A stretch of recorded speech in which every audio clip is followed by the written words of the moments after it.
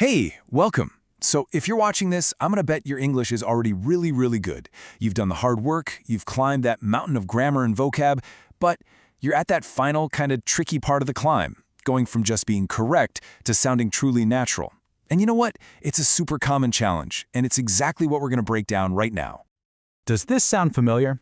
You can write a perfect email, no problem.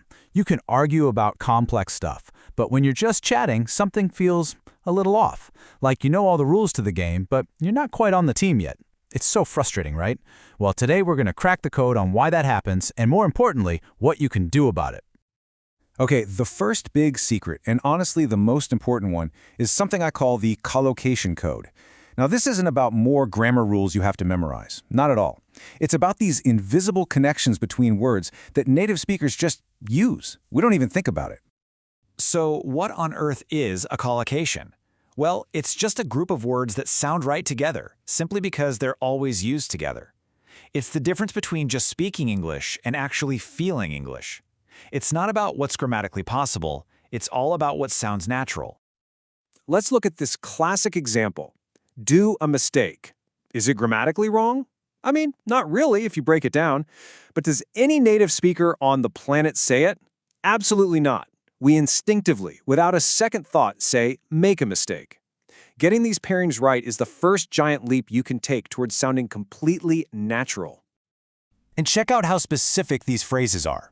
You don't stand on your ground, you stand your ground. It means to defend your position. You don't just dirty your hands, you soil your hands, which implies getting involved in something a bit dodgy. See? These aren't just separate words. They're like little fixed blocks of meaning. The trick is to learn them as one whole chunk. All right, let's move on to our second pillar. For a lot of you, the goal isn't just natural English, it's specifically natural British English. And that means you have to make a conscious choice to be consistent and avoid certain words that will immediately flag you as an American speaker. So here, it's all about spotting these small but really significant differences.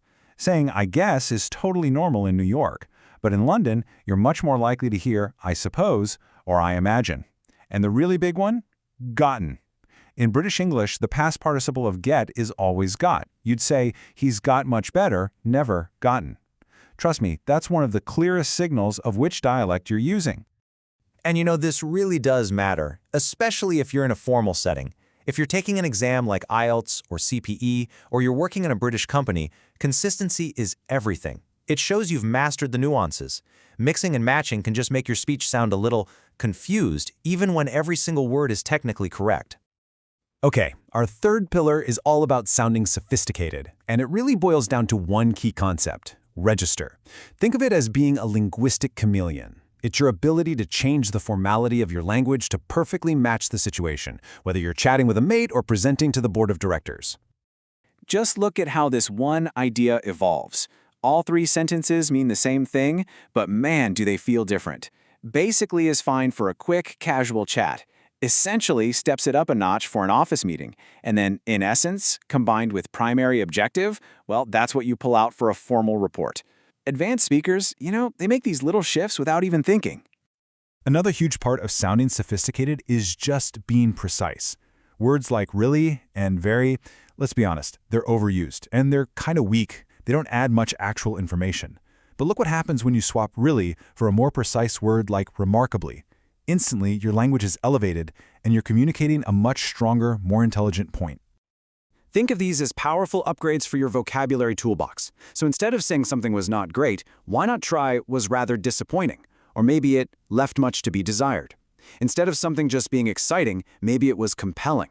These aren't just fancy synonyms. They're much more precise tools for getting your point across.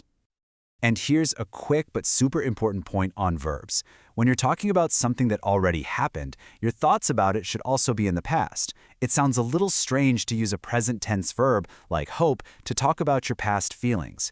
Instead, you'd say, I thought it was great. It's a subtle change, but it makes a massive difference to how natural you sound.